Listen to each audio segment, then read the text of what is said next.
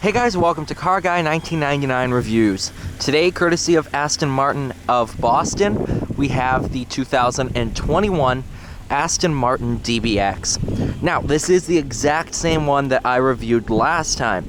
However, this one now has 1,400 miles on it, and I've driven a few more Aston Martins since the review, because the bugs are absolutely brutal. Hop inside. Oh, what an interior. Button for the glove box.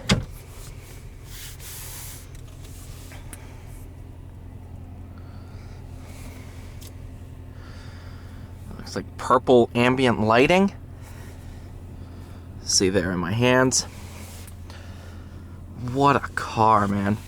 Here's the best part. Check out this panoramic glass. Like, what? That's my favorite part about the DBX. It is just absolutely insane. You have a key holder, but because of this key track system, I'm not putting it there, but essentially you just put the key right there and it stays put.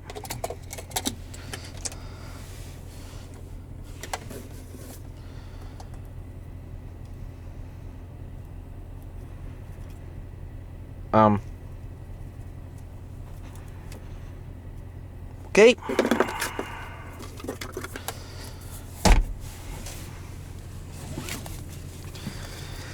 All right. So now that I've driven the DB11, the Vantage, both the V12 and V8 Vantage, I wanted to re-review the DBX. Come on. You know, I'm not breaking the DBX.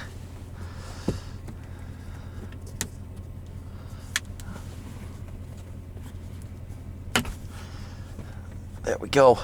So you have dual sun visors. There we go. So that's how that works. And you just pop that out. Everything's nice, touch sensitive. Reversing camera, and then forward camera.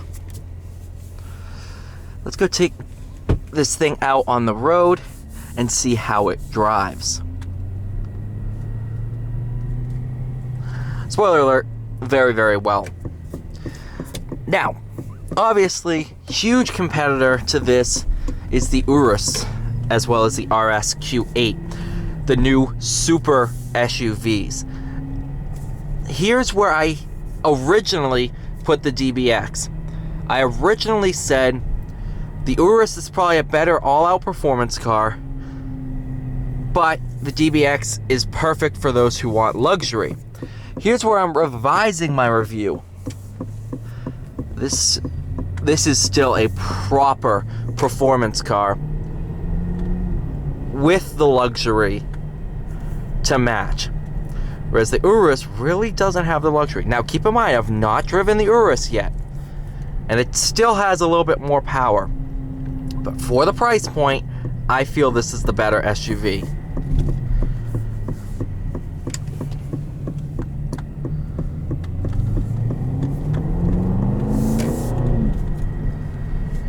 And now, since I used paddles the whole time in my previous review, I'm driving it in sport mode, which I used Sport Plus last time. Sport mode this time in normal drive.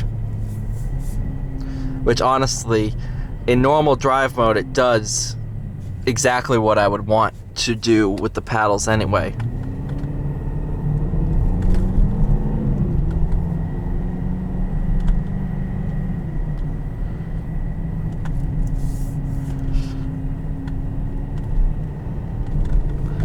You can just tell, even in sport mode, this is one of the most refined cabins I've ever been in.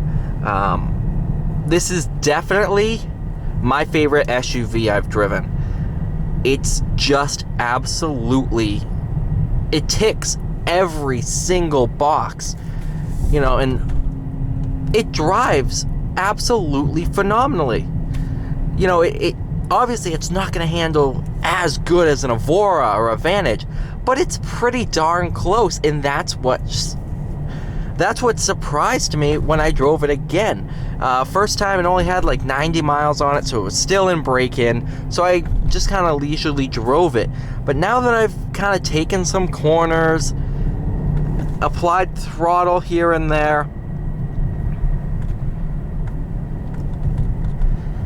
it is a proper performance truck SUV. And I think this one's right about 200,000 sticker. And it's worth it. Never driven a car that seems like a bargain as much as this one.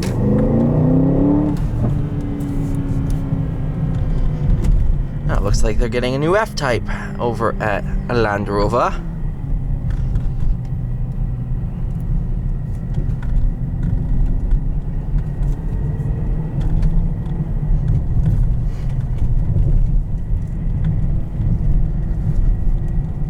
I'm going to sneeze at some point, so if you're wearing headphones, I'm sorry. I'm so sorry.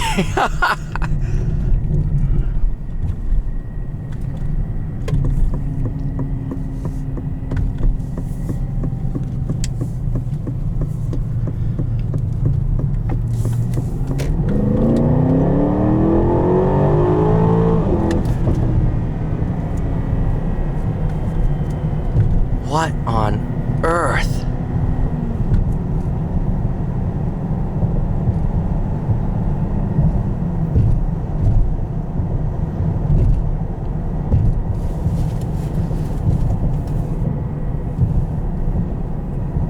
Could have just sworn my phone was going nuts.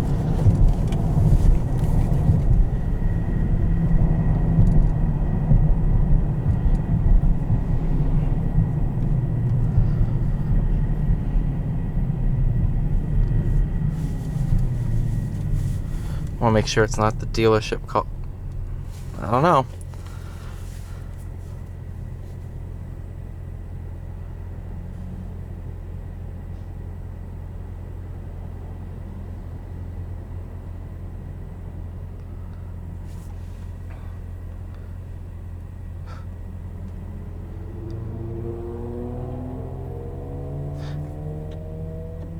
Oh, it's not a touchscreen. I'm an idiot. Now there's fingerprints on a non-touchscreen. Oh, I'm stupid.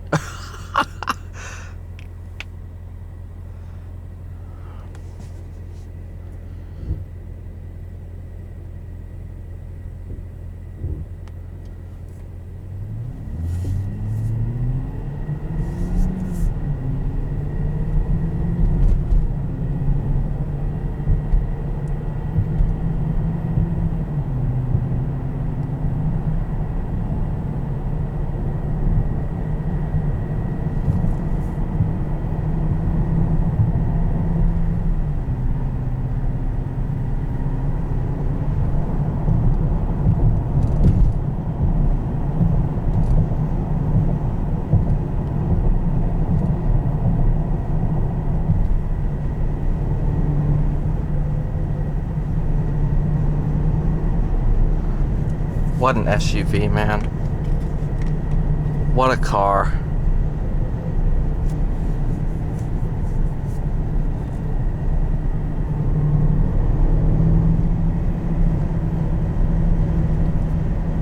Alright, you guys, thank you so much for watching this re-review of the DBX. Please like, share, and subscribe. Watch I can get my camera cover. I will see you all in the next one.